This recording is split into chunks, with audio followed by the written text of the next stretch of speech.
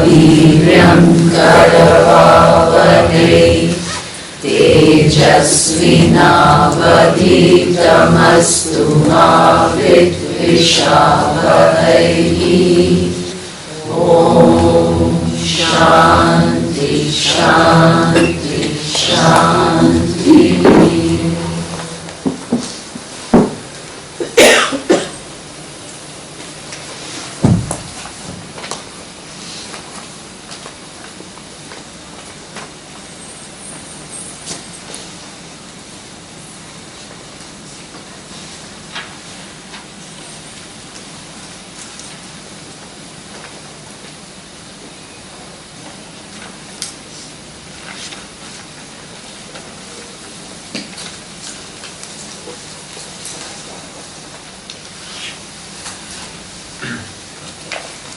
So, what we saw is Maybe before we start, we can find a prayer after the prayer. I asked you last evening. Yes. Okay, so after this Purnamada, right? Yes. Yeah, so Dio came to me and he asked, I do Purnamada and then I do something very softly. So he was asking what am I doing?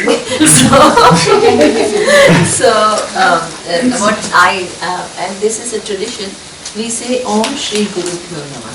So Gurubhyaha is the fourth case, unto Guru, and it's plural. Plural means to all the Gurus that actually, were in the tradition which passed on the teaching so that it was available to us, and now it was available to me, and now it is available to you.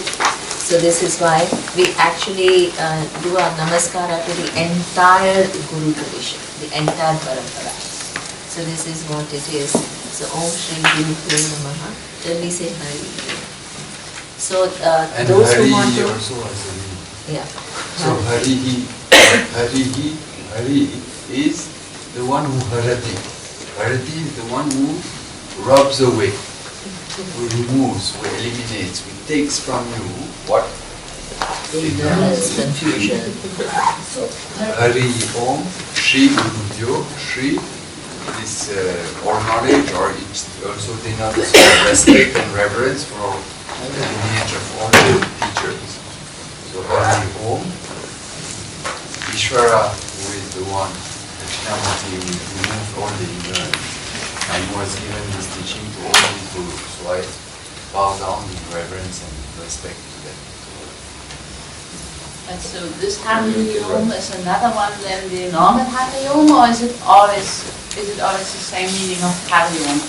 Or is Hari Om another word? In Sanskrit it's Hari, and then there is a Visarga, so you say Hari, and here there is a Swara, so Hari, Om. So that's always the way you say Hari Om. Yeah, so actually you never say Hari Om, to tell you the truth. Because for example, in Sanskrit, you don't use undeclined nouns to make a sentence. You always have to decline, either in nominative case or in accusative or dative or vocative. So you, in fact, this is a common greeting, Hari Om, Hari Om. Nobody, actually it's not correct. It's Hari Om. The one who So, one rubs who, off. exactly. So that means, Rubs away. Rubs away. That's fabulous. The robber. The thief. Robs away or rubs away? Rubs away. Robber. steals. So the one who takes away. Who takes away. That's Sat. Is it also Hari Om Tat Sat? When we Which one? say Hari Om Tat Sat. I know. But this is like people use it all the time. So, Swamiji was very particular, That's also particular Hari because Om. in Sanskrit you can't have a noun without a case declension. Anyway, these are all, when you become precise, then that is the precision that you come to. I mean, all this I'm not so particular about. On your day-to-day basis, you can do what you want. But at least while we are here, we stick to the tradition. Because it's important. Because if you suppose you change everything, then what will remain? So we have to keep a few things. But good asking, because as I tell you all the time that Swamiji used to say, if anybody comes and does namaskara to you, it's a sure way to get all your sense of superiority up, because you think, now see, I know so much, and see, people are bowing down to me and all that. So he said, every time anybody does, you have to remind yourself that you're the whole tradition.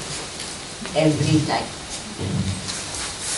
So this is why after every class you say that this is not my knowledge, it is what I do, namaskara, my namaskara. Teacher says that, my namaskara to all the entire tradition of gurus which actually brought this knowledge today so that I'm able to share it.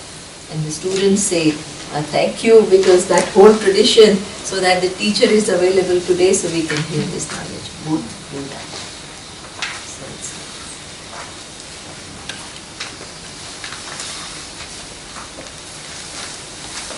Okay. Now,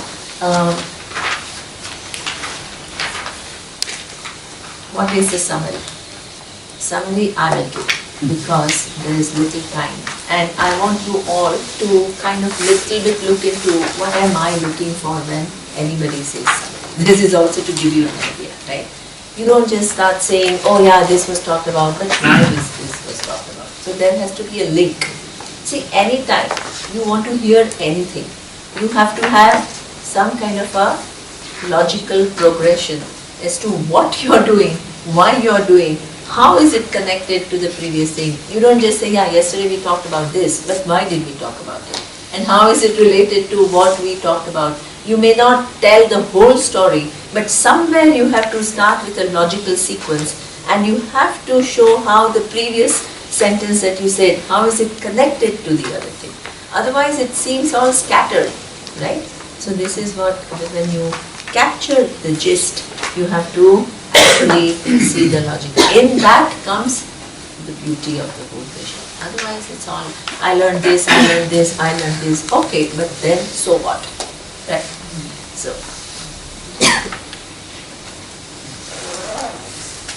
So how did it start? Suppose the knowledge takes place, right? How is this person? What happens to this person? So what we saw is, it itself was, what happens to the person itself was divided in two parts. What is one part? One part was what? Jivan Mukti. Jivan Mukti means while the person is alive, the person is free. So the minute the knowledge takes place, all the karmas are burnt instantaneously. And then as the karmas are burnt, but still the body, mind, sense complex remains. So the person continues to conduct oneself. But how? No longer the person mistakes whatever is happening at the level of body, mind, sense complex as attributes of Atma. That is totally clear.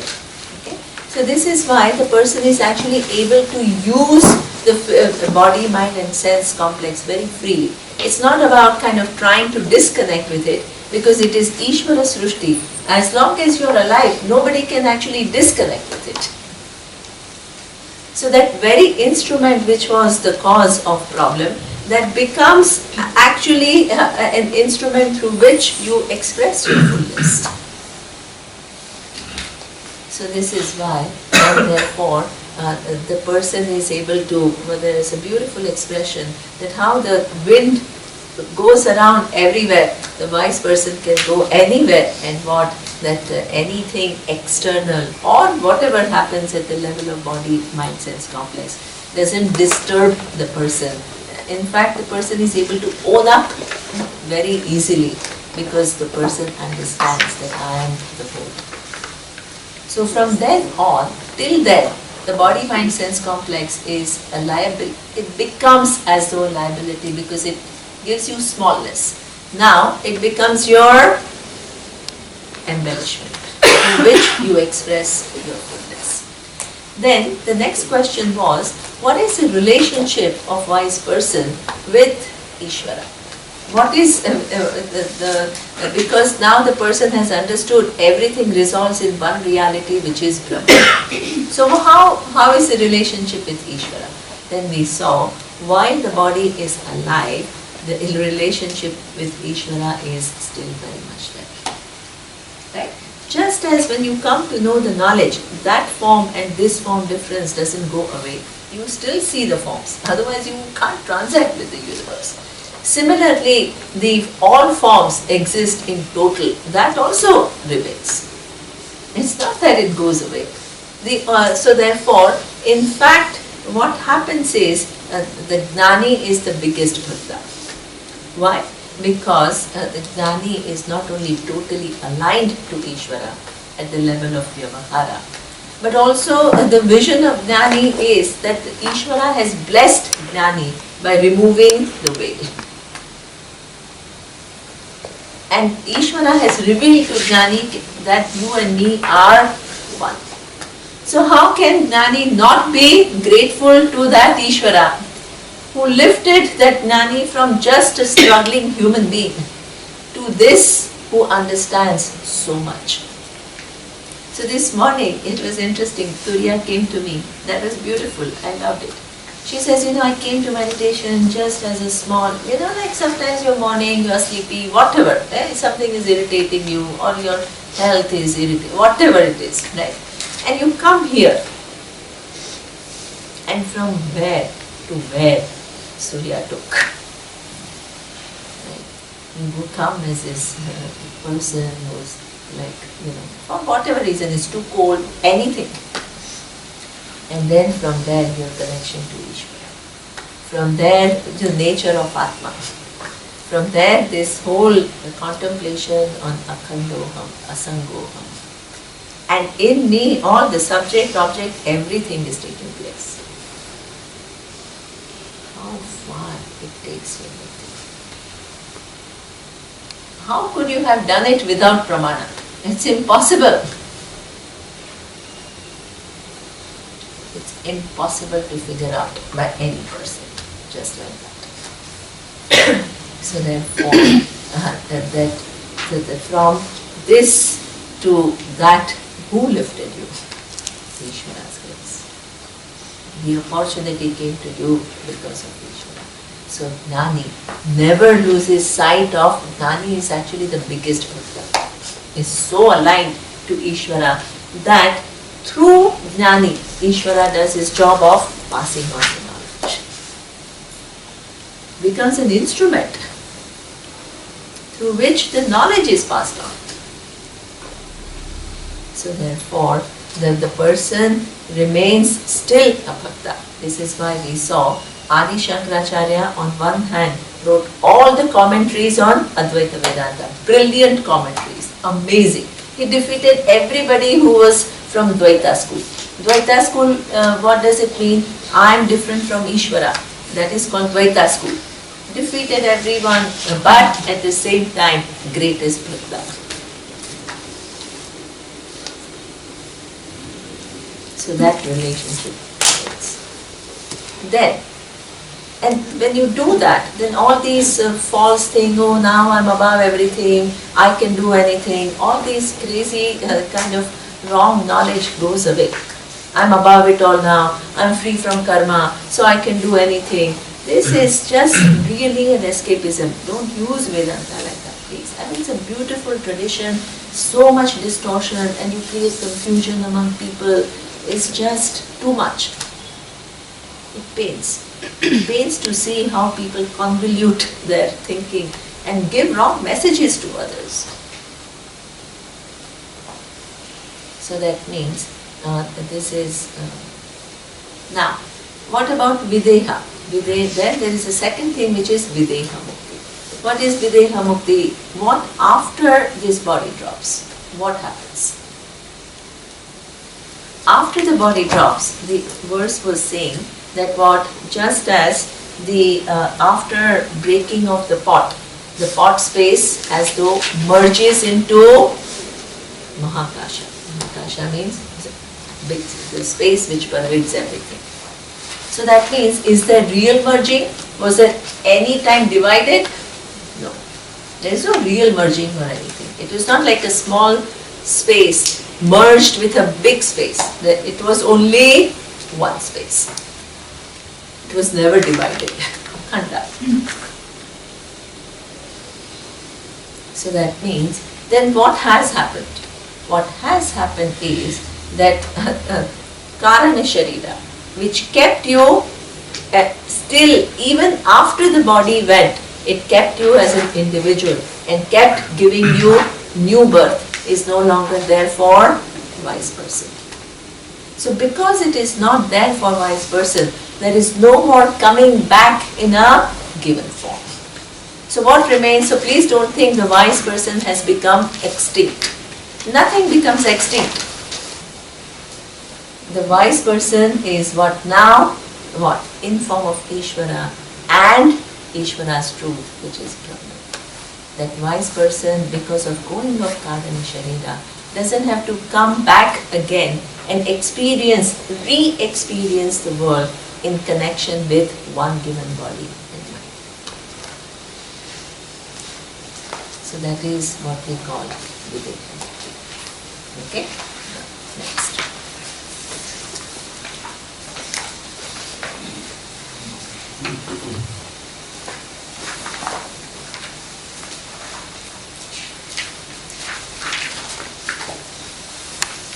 Atat vyavrutti rupena vedantaihi lakshate avyayam akhanda anandam ekam yattat brahma iti avadharate.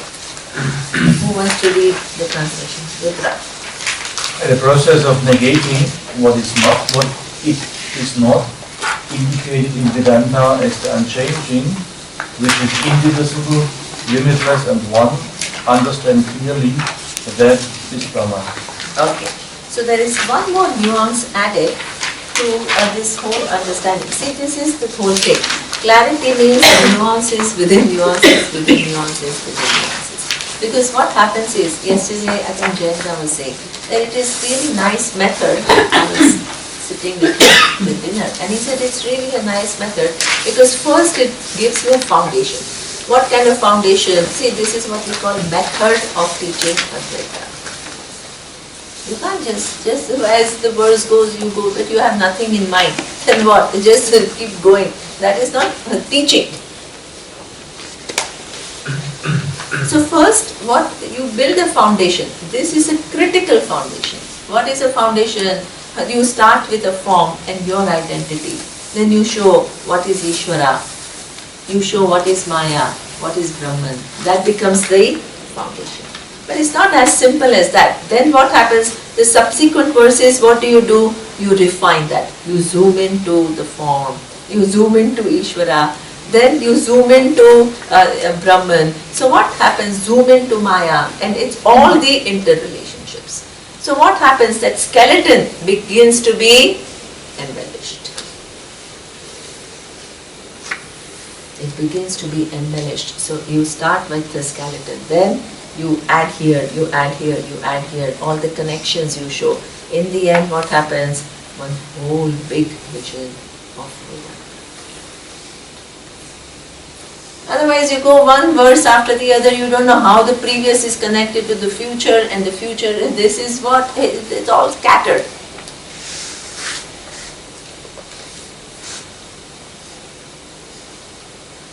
So therefore, this is, and that's why a bright student, what does the bright student do?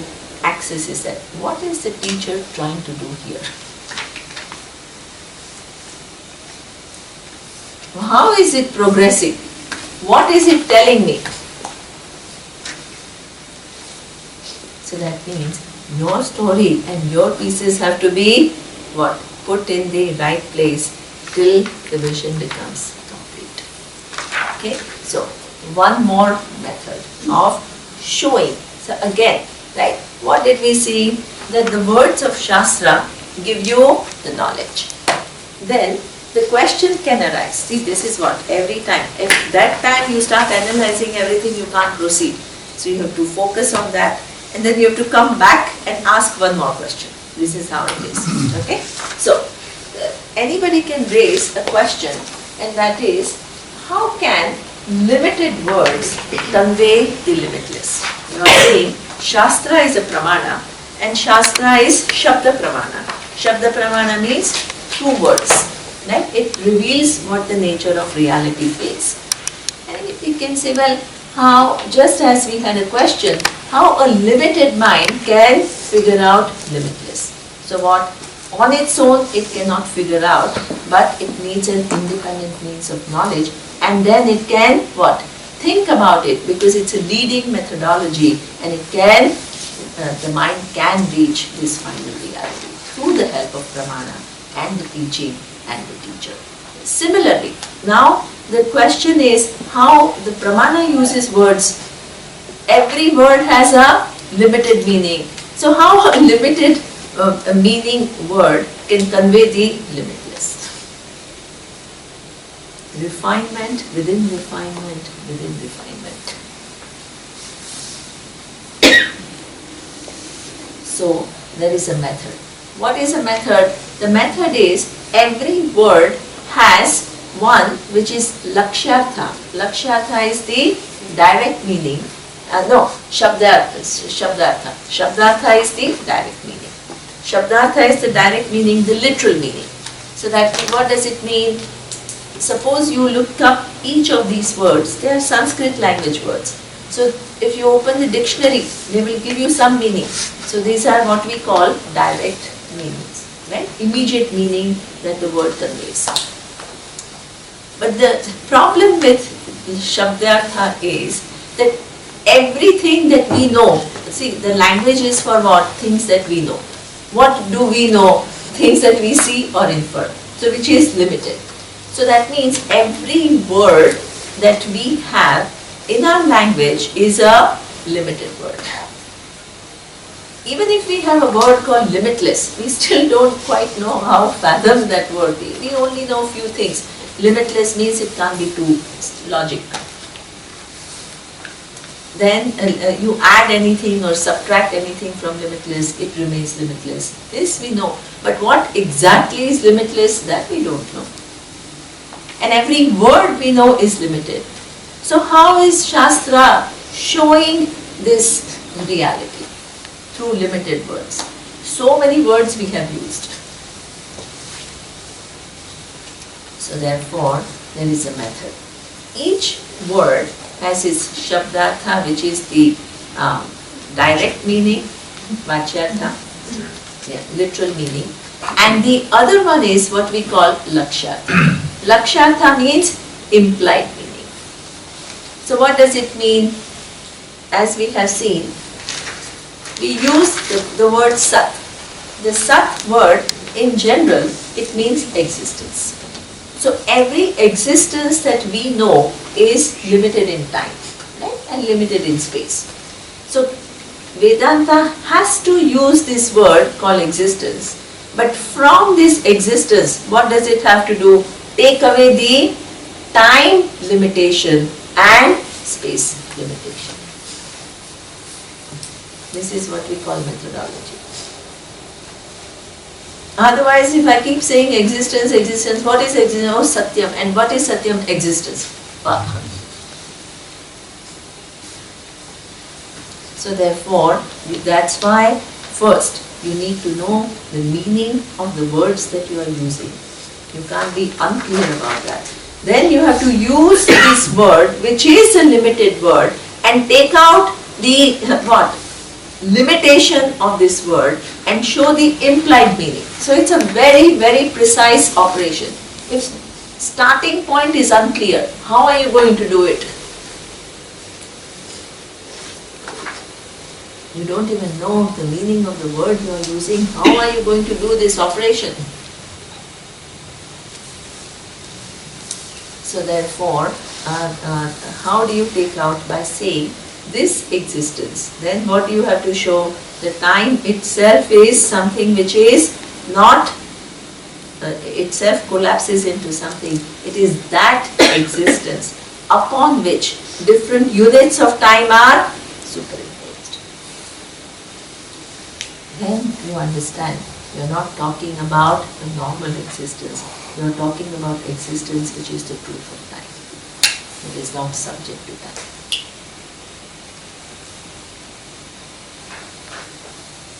Then you use the word jnana or chit, sat-chit.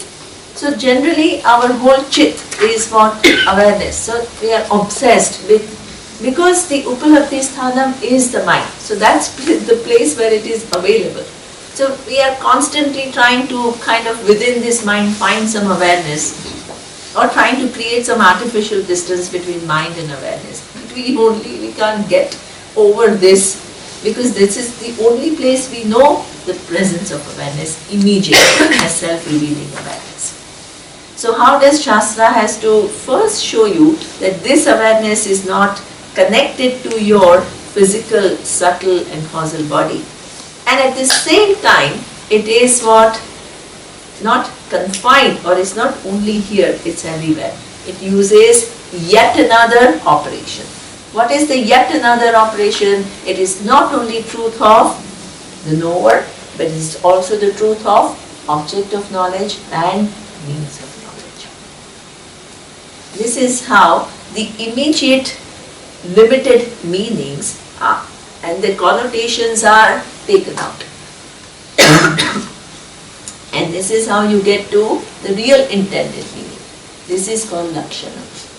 Lakshana means you use the direct meaning, and then through yet another operation you take out the limited connotation and you show how Shastra uses this word to indicate something which is not a limited thing. This is called lakshana. Lakshana. Lakshatha. Lakshatha. Because Lakshatha is not really possible without the teacher. Exactly. Absolutely. Absolutely. Lakshatha is not possible without the teacher. Because this is why sometimes what happens is, people, this is the mind of a person. Mind of a person is, why for any teacher, why can't you just stick to the words that are here? If you stick to the words, it's actually very easy for the teacher. What? Just give some, look up dictionary and give the meanings. What will you get? You can't get anything. You need Lakshatha. Why? Because every word by its own definition is limited. And through these words you have to actually take the person to limitlessness. It's not possible. And who can do it? Nobody can do it until you are taught by a teacher how to do it. And not only you have to say this is not the limited meaning of the word existence, you also have to show how and what is the real meaning. That requires methodology. So this is why this teaching of Vedanta is an extremely intricate process. If you really want to teach properly, there are people who just talk about Vedanta, they just talk whatever, and people don't know any better, so they also just listen. That's easy. You're Brahman, everything is Ishvara, it's easy. You're one. You're one. You're limitless. You're the whole. You're unchanging. You're This, what? this is all superficial. It is sounds good. Sounds good. Who doesn't want to hear I'm the whole? Who doesn't want to hear I'm limitless? Everything you walk out here and it shows you you're so limited in so many ways. At least somebody tells you you're the whole. Sounds wonderful. And in fact, it's very good for others because it doesn't challenge you. Doesn't make you think about all these intricate things. You just have to, it's a feel good, I'm the whole, I'm Apurnaha, I'm Asangaha. Sounds so beautiful. You don't have to do any work. Tells all these wonderful things about you. You go home. Now I know Vedanta.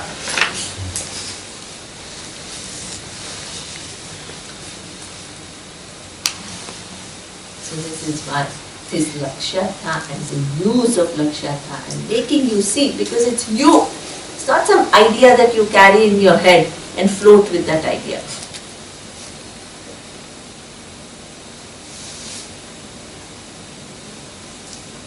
So that means this is what is Lakshyartha. Through Lakshyartha, the words become capable of showing limitless.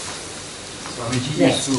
was telling something, for the same idea, he was saying there is a word which is used to indicate things, as Neema said, which are here, all these objects, and so you can say one plug, one camera, one light, or something which is like, seems to be unchanging. So you can use all these words, but can you unlock these words which are used in common language, unlock them to show their intended or this meaning, this implicit meaning. So use the same word as used in the normal language, but by unlocking them and stripping them off of all the other limited sense, use them to make you see something. It's unlocking. I love this what Swamiji was saying. Then he was saying the other way. He was saying, yeah, but if these words are limited, then let's say you cannot unlock the words. Let's invent some new words. Okay? So now I will say, or the teacher will say, so Swamiji used to make us laugh. He said, yeah, listen to the word, you know what? Atma is Brahman. Okay, that maybe you have the sense of it. It is Gagabugai. You are Gagabugai. Gagabugai, I am Gagabugai, I am Gagabugai. So you see the constraint. You cannot use unknown words to communicate, but the known words that you know, they are fraught with some limitation. So you have to unlock them and strip them off of this limited understanding that they come with. This is the beauty of the methodology, the teaching.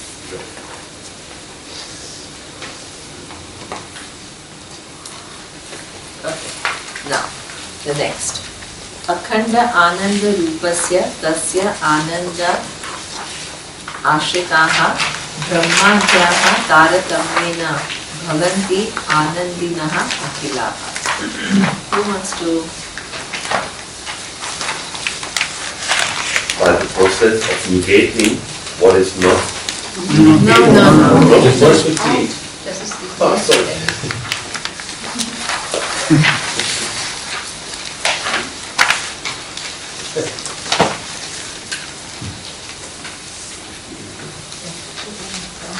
Yeah, Yes, Stefan. Okay. Brahman's nature is undivided ananda. Depending on just a fraction of that ananda, the creator and other deities, all of them experience ananda in shades of degree and intensity. Okay. So now this now it takes the whole focus to the whole world, right? Right now we are talking about everything that is on the earth, right? So animals, insects, fish, aquatic creatures, human beings. Now the focus is in this world there can be other creatures. So this is where we have other places vis-a-vis the earth. So they are called heaven. Heaven means it's a place. It's for us, it's not a final goal or anything. So outside this earth, it's such a huge universe. To think that there is only life here on this earth is, it's not necessarily so. So what we say is that there are other lokas. And in other lokas, there are other beings. So you have 7 lokas up. So we have Pitru Loka, then we have Deva Loka, then we have Indra Loka, then we have Brahma Loka. So we have 7 up. So in those lokas, there are also entities. Now, those are considered relatively higher lokas than the earth. So what does it mean? That you have the higher lokas are achieved through punya. Punya means your actions which are good.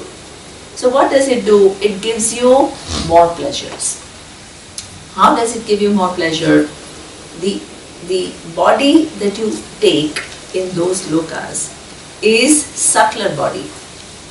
And the objects that you have to enjoy, they are also better. So what happens? Your pleasures get heightened. You have better and subtler body, and the objects are better, and there is a longer time of satisfaction. So what happens? Your pleasure gets heightened. So this is why so many rituals are also meant for going to heaven. Why? Because everybody knows that on this earth there is some limitation. Why there is some limitation? You are given a body, and the body itself declines. Right? So what you ate at the age of 25 is not what you eat when you are 55. The consumption goes down. So yesterday somebody was commenting that, hey, last year they came and they ate a lot. Who was saying that? Leo? No.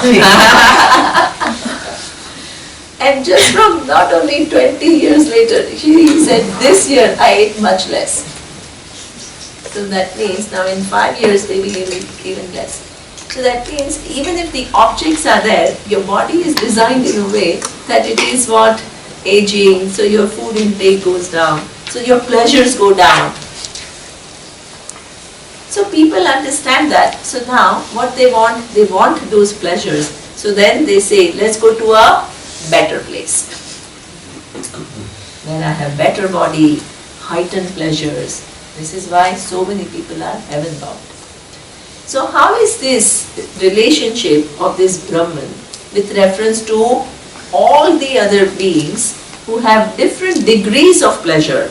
As you go higher in your loka, your body becomes even better and the objects become even subtler. So that means your pleasures get heightened.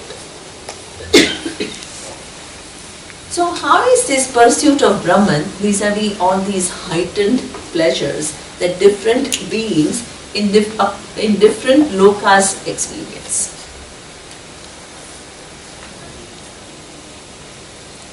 So what's the question? How is the pursuit of Brahman related to different people who are experiencing different levels of pleasure, not only on this earth but everywhere else in other lokas.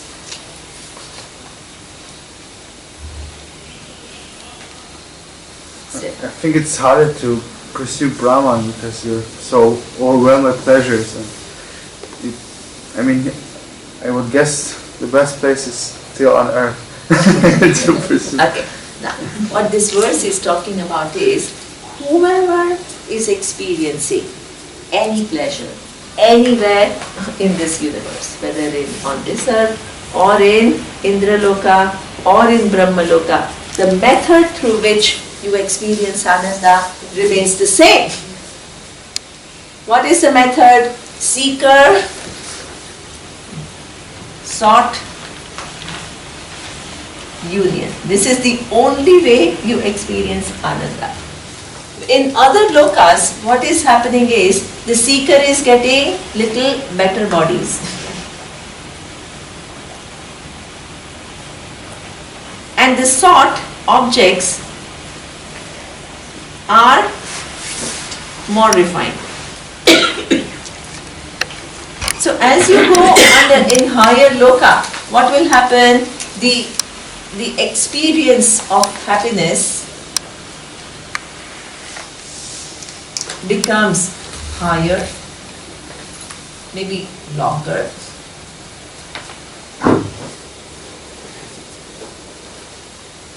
and more satisfying. Right? This goes on increasing in the degree as you go to higher loka. But the method through which you get it remains the same. The method doesn't change. So, yeah. Aren't all these lokas part of what we refer to as Jagat? Yeah, exactly. See, Jagat is defined as, this is why yesterday's definition is very important. When I say object, known to me and unknown. Right? Otherwise you think that Jagat is only what I know, which is itself is so small. Right? So when we are talking about Ishvara as truth of the universe is time, space and objects include things which are known to me and unknown to me. Right? So these are the things which are unknown to me, but Shastra itself explains that as a result of punya, either you can come back to this earth with better bodies, better conditions, or you can go to different lokas, different realms of experiences. Okay. Now, how is the pursuit of Brahman different from all these different lokas where you have heightened experience of happiness? In this pursuit of moksha, the seeker and sought is resolved once and for all. It is not resolved temporarily through experiences. You understand? So that means experience of happiness requires a body, better bodies, and it requires objects. Right? So you can have better bodies and better objects, and that can go on. But here we are using that the enjoyer and the objects of enjoyment, they all resolve in one reality. And I am that reality. So whoever is experiencing any joy, anywhere in this Brahmanda, whether it is a human being who is experiencing happiness, or Indra is experiencing his happiness, or X entity, some Deva, Varuna Deva is experiencing his happiness. All the happiness, there is only one source. And what is that source? Limitless nature of Atma. That is the only source. Why? Because in this, the seeker and sought division doesn't exist. This is knowledge. This is experience. Experience means it is finite. It is finite. Even if devas enjoy more happiness than you, but it's still finite in time, finite in location, because it is one deva's happiness is not other deva's happiness. In itself is something that you're going to a loka will come to an end when your punya is exhausted. So it's finite. So therefore, this is, no matter how much you increase, it remains finite. And basically, the seeker-sought division still remains. This is all within avidya. As long as the seeker you is separate from sought, it is all within avidya and adhyasa.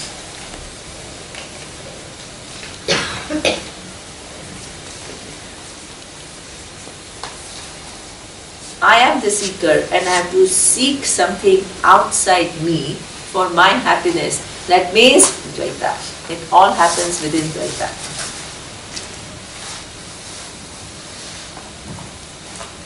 So this person, the one who gains, so this is what Stefan's intuition. It's not that it's better to be on this earth, but what? On this earth, suppose you recognize Brahman. It is the highest. You got any deva who's anywhere, what is still in the same adhyasa, better than us on this, but they are still within avidya, because their identity is I am a deva. The minute you are a deva, you are one entity. You are separate from everything else. This is why in Kena Upanishad, which we did last year, remember all of this, bring it all together. There was a story. What was the story? That the Vayu goes and there is a war between Deva and Asura. So Deva won the war and they were very proud. You remember the story? They were very proud and they thought that the winning was because of us. Then comes what? This Yaksha. Yaksha comes because he's the Yaksha. So what? Yaksha comes and he asks this Vayu Deva, what can you do? Vayu Deva is what? I'm Vayu Deva. I can what? Go across, I have so much power, I can fell the trees, I can fell whatever. You have seen cyclone. Then this Yaksha tells, okay, you just what? Throw this, what does he say? You just blade of grass. Move it up. Move it up. Why you cannot do it? Then finally goes Indra. They all are Agni. Agni, what can you do? Oh, I can burn everything. I'm so powerful. Okay, burn this blade of grass. You can't do it. Then Indra goes. They are all surprised. Indra goes. Then Indra is a little smarter. So Indra, actually, instead of being arrogant, he says, because he heard the story, what happened to Vayu and what happened to Agni. So he goes with a lot more humility. And he says, who are you, by the way? And what have you come to teach us? That's when what Uma Devi comes. Uma Devi stands for knowledge. And what does it do? To Indra teaches this Brahma Vidya, that you are not Indra, one entity, you are the whole.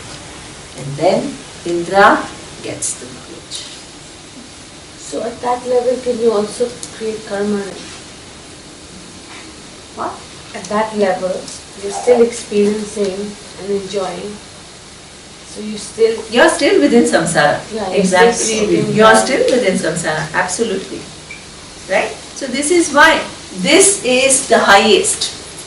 And this is possible on this earth. So that means that also put it differently. Most of the people are heaven bound. They want to go to heaven. But actually they are still not solving this problem. You go to heaven with some good karmas. Those karmas will give you heightened pleasures, but they will exhaust and you will be back to square one. You are still here.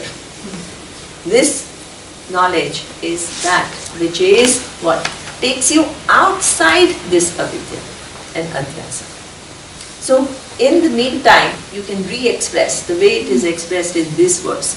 Anybody who's experiencing any pleasure anywhere in this world or in any other world, it is all of them are doing it through seeker-sought division, going away for a while you are with that object.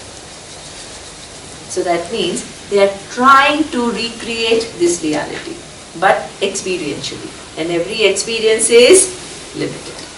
Whereas the person who knows this reality, for this person, seeker and sought division is ceased forever. Why? Because Atma is only one. There is no second. When there is no second, who is the seeker and who is the sought? So this is what in this verse it shows that this is the highest. People experience this ananda by actually trying to resolve seeker and sought, but here it is in time, therefore it is limited. Whereas here it is the fact, it is the truth. So therefore you have solved the problem. So this is what he said here in this verse. Yes. So we said all deities are subject to avidya. Yes. Does that include Brahma? So that, well, they say that there is only one loka within this loka where this possibility of knowledge is possible. Besides, that is Brahma Loka. And what happens? Brahma there himself teaches you. What does he teach you? The same knowledge that your local guru teaches. So that's why people, they have, I'll go to Brahma Loka and then you have to go, you have to do so much punya to go to Brahma Loka. Then ultimately you reach Brahma Loka and you feel so good that now I've got it. He said, what? What is Brahma teaching me? Tattvamasi. The same, they said, oh, this is what my local guru was teaching me. But Neema, excuse me if I'm totally off here, but there are no devas, they are just laws. Ishvara's laws. So, as I told you, see, your punya can take you either here or it can take you in other realms of experiences where there are entities. And all of these entities are also subject to laws. Like how long they go, which level they go, what kind of experiences they have. So all that also depends upon. So within Ishvara, there are many entities. Some entities, like on this earth, there are so many entities. They are all within Ishvara. And we are all subject to laws. There are other entities which are what we call devas. They are also entities, but they are also within Ishvara's laws. So nobody can say that now I am in this heaven and I want this and I want for it not to end. It all happens as laws. So who are devas then? What? Who are the devas? That is yet another. So see, the point is not who are the devas means what? I mean, is it like Ram and are those devas? No, Ramas are not. No. That's called Avatars. They are avatars. Avatars means that this is Ishvara which has come in that given form. Devas means we have this Varuna Deva, we have, so that means there is a deity which is, all these, now, either you can look upon all of this as laws, but there are also entities within these laws, right? And they are called devas. Not only devas, they are gandharvas, they are like all these. See, what you have, come back to the basics. What is the basics? Causal body. Okay. This causal body will give rise through this sanchita karma to one selection of a certain set of prarabdha, which is meant to make you experience pleasure and pain. Okay? Remember that. So now imagine that this particular set of karma, this prarabdha now, is giving you access to not just a simple human body, but let's say an animal body, or more exalted body, very subtle body, and these are these entities you are speaking about. This is what you have to come back. So the same jiva now takes a form where his physical and subtle body are totally different from this human body or animal body, and which is all this difference of entity which might be there. That's all it was. In order still to go through the experiences of pain and pleasure. Come back to the day. Okay, see, the point is not, we can't go on talking about this because what is the point? Because otherwise we'll stay here till, what is the point here?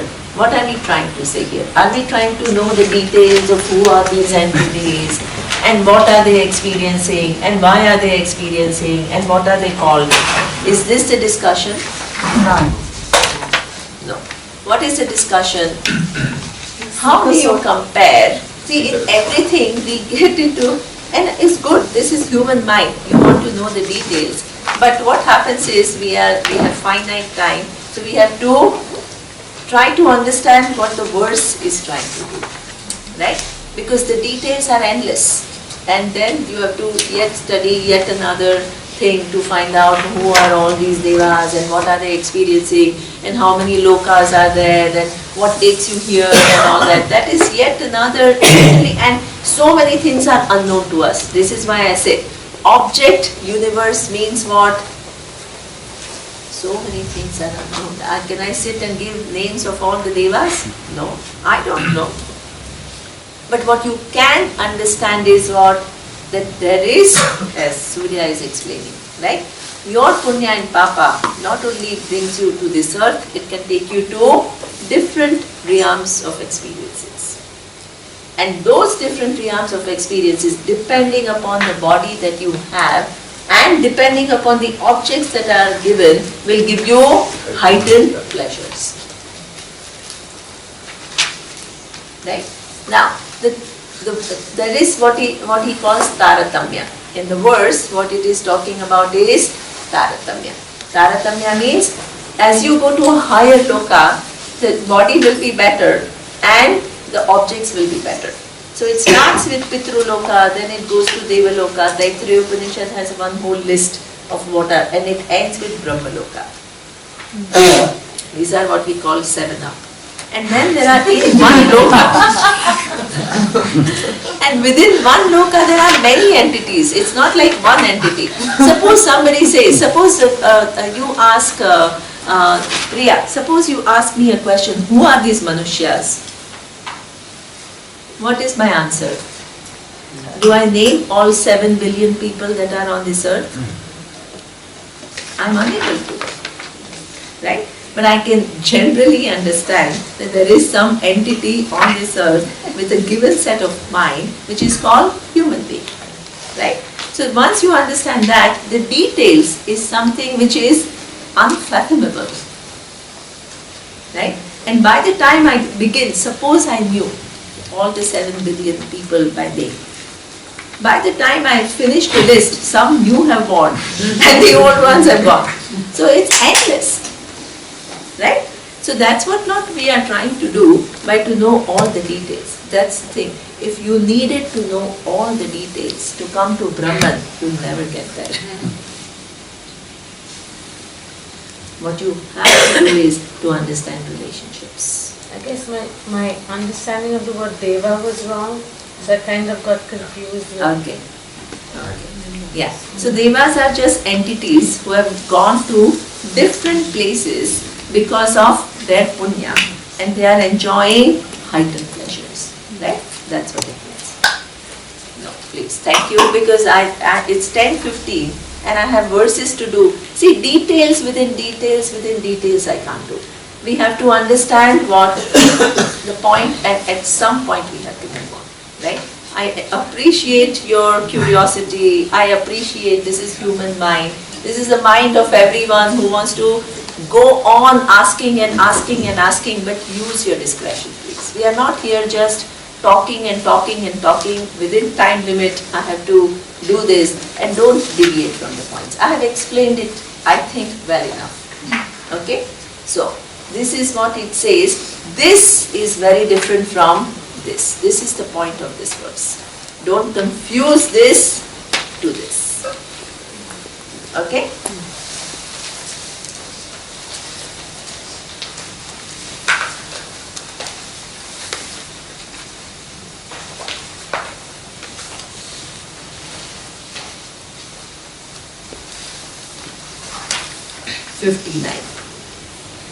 Tat yuktam akhilam vastu vyavaharaha chidanvitaha tasmat sarvagatam brahma shire sarvihi iva akhile. Okay. Who wants to? Okay. All objects are pervaded by Brahman. All transactions are taking place within Brahman. Therefore, Brahman is everywhere, just like he in the milk. Okay. So what is Chitanvita? Chit Anvita. Okay. So that means, what does it mean? Whether you are talking about, let's use this example. Whether you are talking about a human, what is it? There is a form and its content, which is Brahman. Whether you are talking about Pitruloka, in Pitruloka there is an entity, one entity. This is why we do this, we do Tarpana, we do Shraddha. What do? Our ancestors, we don't know which loka they are. We don't know whether they are on this earth, whether they are in Pitruloka, whether they are in Devaloka, but they have had a contribution in our life. So therefore, we pay respect to them, wherever they are. So, suppose there is an entity in Pitruloka. It has a different form from a human form. In that, what is the truth? Form and the content. Form is different from human form. The content is Chidanvitaha. That any form that is there, it has a form which is different. The content is Brahman. Content is Brahman. Without Brahman, there is no form. Whereas the form is different. One form is different from the other form. Okay? So now, here, so wherever, whoever there is, whether it is an insect on this earth or Brahmaji, which is the highest heaven, all these forms have two things. One is that form, either a human or an insect, and the other one is the content. So what happens is, what this chit that we are talking about is wherever, whoever is, right, then it is the content of that. And that content, without which there is no form, but itself is free from everything. So now, begin to look at, that the awareness that we are talking about is not only about some truth of you and people that you see on this earth. Look at the dimensions that it is talking about.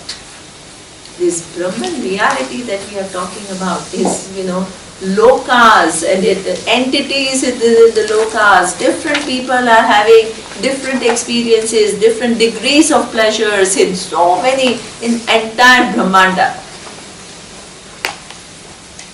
And this awareness, which is in your buddhi, as self-evident awareness, it is the truth of not only you, it is the truth of all of that.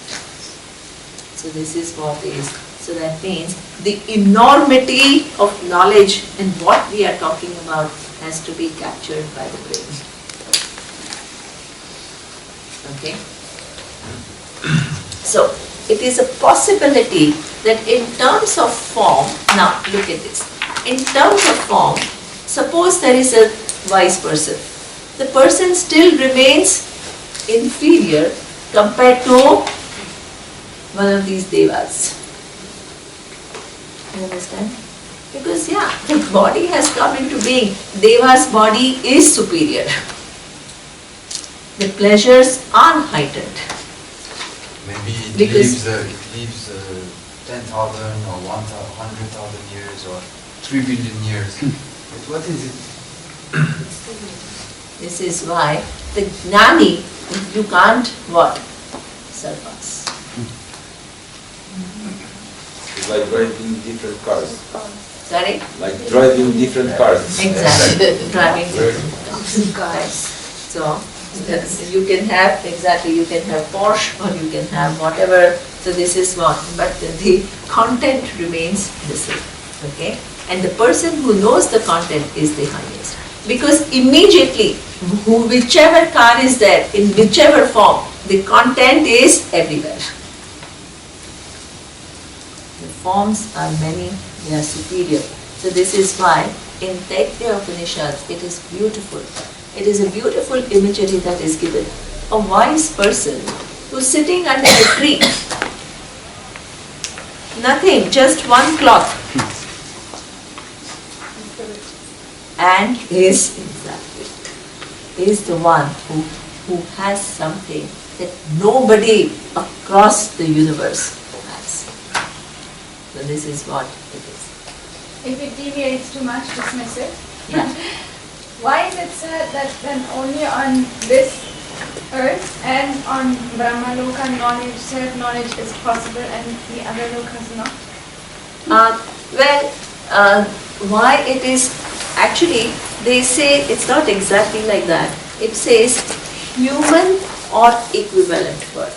Human or equivalent means you have, what does it mean? It doesn't mean that you have this form.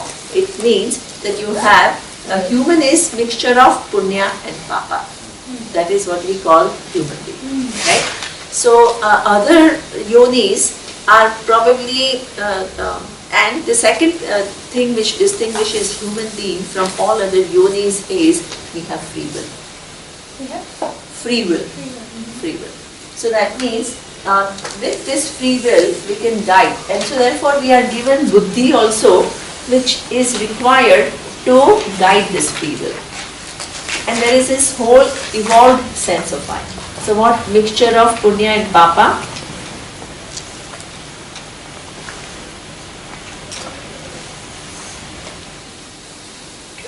And free will. this is how you define. This is why they say human or equivalent. And the form could be different, but if they have these two, that form has come about because of this. That is called, that here there is a possibility. Why is there a possibility? Because punya and papa, so papa means it has to give you some discomfort. When it gives you some discomfort, but you have an advanced brain, then what happens? You are trying to get out of these pains. So therefore, what? You try to look for a solution. And you have an advanced mind which can solve advanced problem. So this is why in this moksha is a possibility. In this kind of a birth, moksha is a possibility. Then why not all these others? They are predominantly bhokta. They are predominantly bhokta because, see, suppose you have heightened pleasures. Generally what happens? There is no real conflict. So then there is no question. So this is why they all miss it. But these are just indications. Please understand, it's not like, please don't take these words as some final law. Why? Because in Kena Upanishad itself, it shows that all these Vayu was taught, Agni Deva was taught. Do you understand? And then Indra was taught. But what it means is that suppose you go there and you are having such a good time, who will think about Brahman? Here, this life is sometimes painful. Yes. Then you want to solve, and then you want to. Then, why Brahma Loka it's a possibility? That means you have so much punya. So much punya that from this the highest is yet again possible. Right? So even if you look at on this earth, either you are so smart and like Nachiketa and you really want to know this reality and you come to this, or you come because there is some pain. Most of the middle people, what do? They are happy being who they are. If you look at the pattern of people who come to Vedanta, it's true. You mean us? I mean, not only, even my teacher, everybody is the same. It's amazing.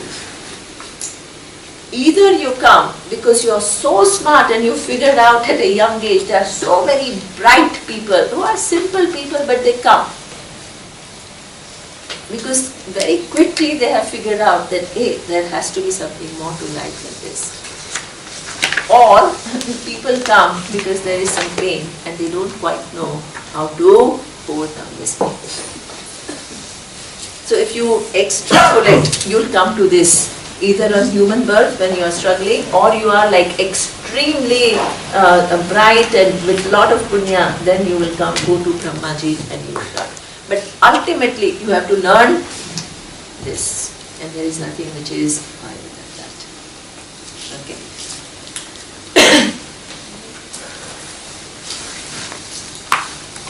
Okay, 60. Ananu asthulaha amahat ahrasvam adirgham ajam avyayam arupa guna varna akhyam tad brahma iti avadharate. Okay, who wants to read? Sunayana. Neither small nor big, neither short nor long, without birth and without change, free from color, attributes, position or name. Understand clearly that is Brahman. Okay. So that means, now when we are talking about Brahman, we are neither talking about something which is a substratum of everything. So generally you think, this is the Jagat. So Swamiji used to say that don't make Brahman submarine. What what is submarine, everything is there, and down below is Brahman. Right? When we do this analysis, there is forms within forms, within forms, and within forms. Then you feel as though it is the final thing somewhere lost in the bottom. So don't make it like that. Right? Or what is he saying? That neither, or what? It is, all these are the forms and I am the final doer. I am using Drik, Drishya, Viveka method. Now I have reduced everything to Drishya.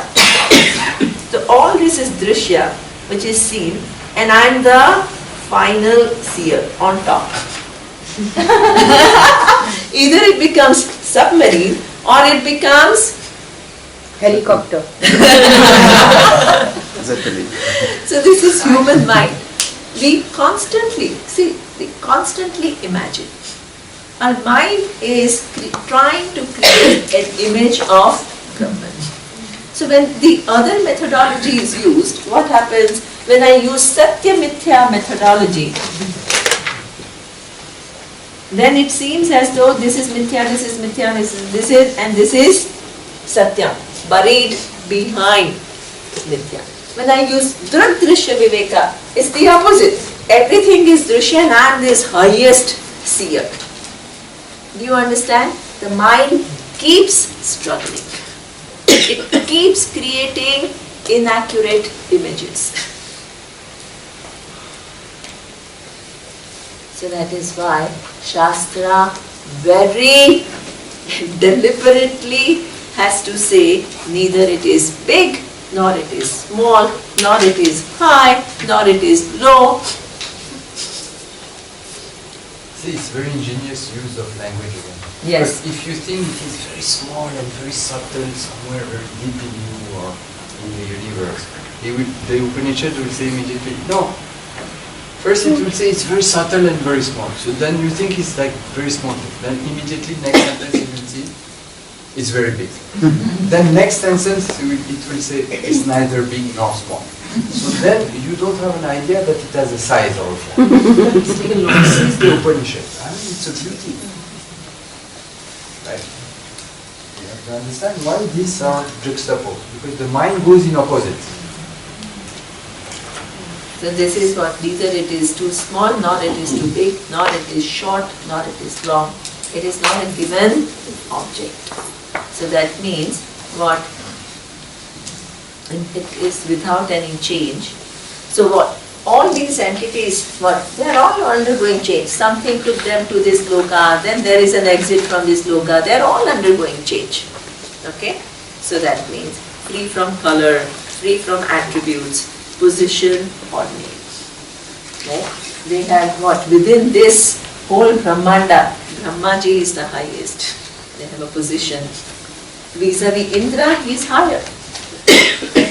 So that means there is what we call attributes, position, name.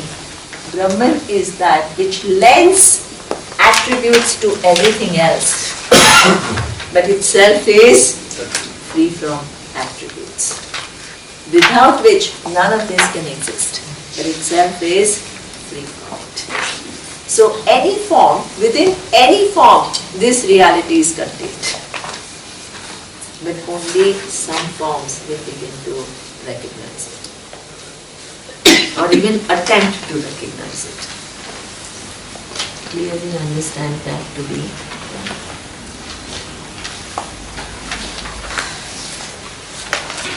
Okay, and last verse I will do now, and then I have how many verses to do?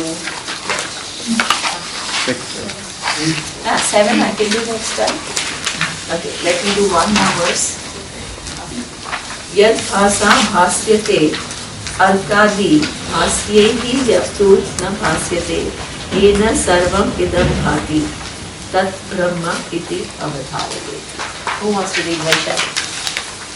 By the light of which the sun, etc. illuminated, but which is not illuminated by those luminous objects, that by which all this shines, understand clearly that is Brahman. Okay.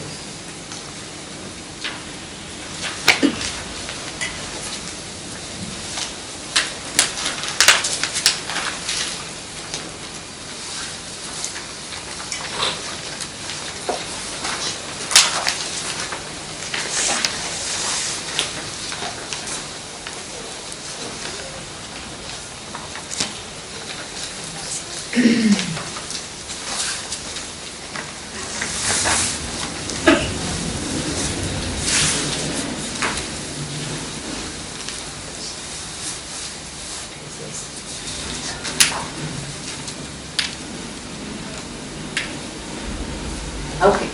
so that means this is something that you need to know, whoever it is, right? So that means there is a methodology which I showed you already, Bhati and Anubhati. What is Anubhati? Shines after.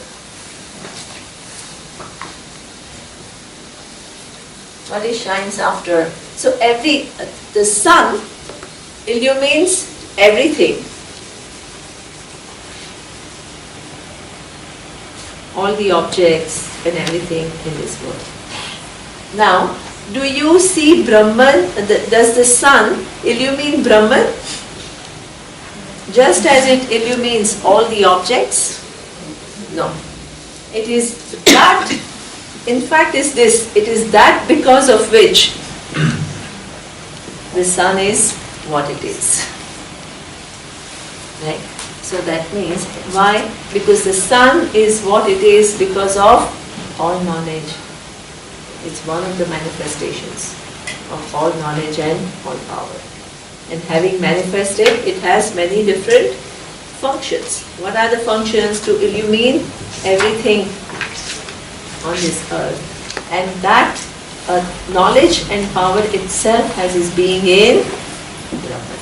So this is why it is this light which is what? Which is inhering in all knowledge and all power. It is then further manifesting in the sun, and which in itself is illumining everything else. So this is the relationship. Sun throws its light on that, but that because of which the sun is what it is, that is Brahman. Okay, so this is the only final bhati. This is the only thing which shines in its own glory.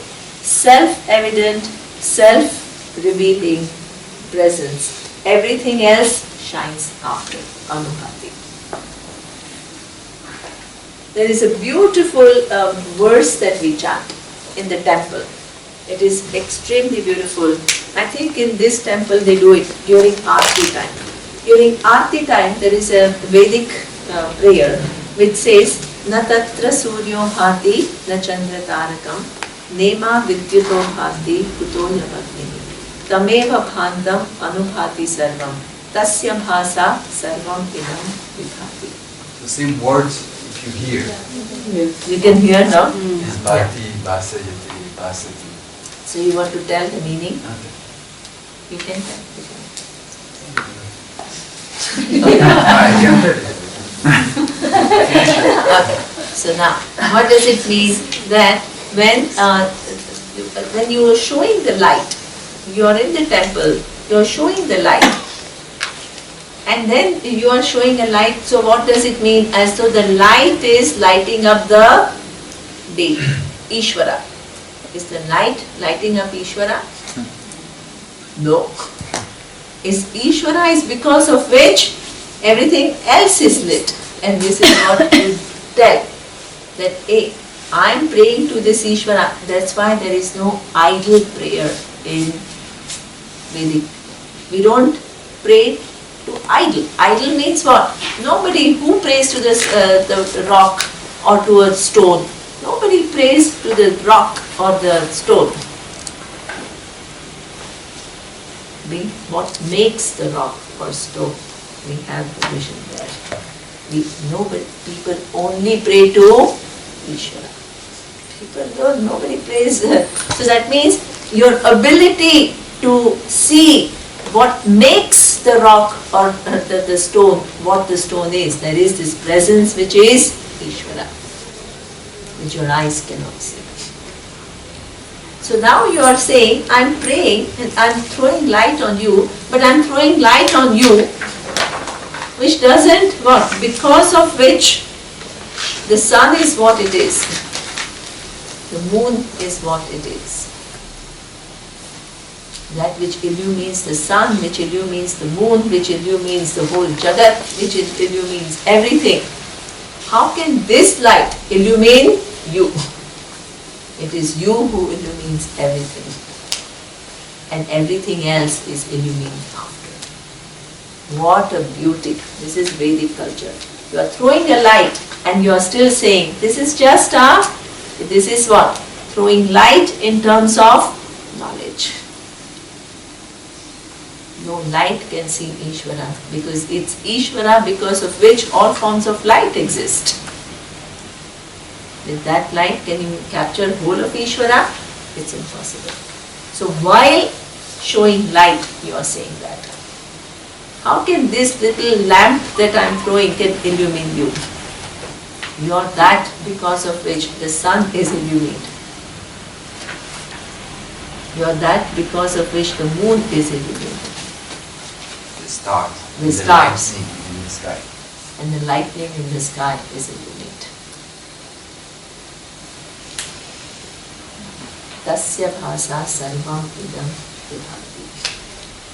It is your light which illumines everything. Then why is it is symbolic. That light which illumines everything is always there. Then why this light is needed? This light is equivalent to light of knowledge.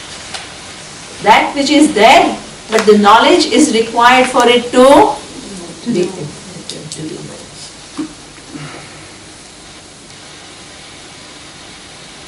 What beautiful, Brother, these Vedic prayers themselves are, the whole vision is embedded in these prayers.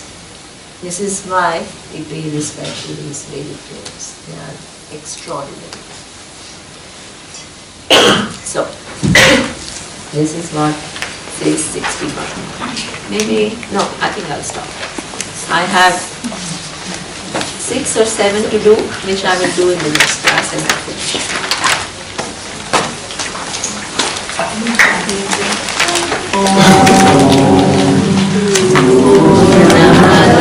Purnamidam Purnat Purnamudachyate Purnasya Purnamadaya Purnamevavashishyate. Om Shanti Shanti Shanti.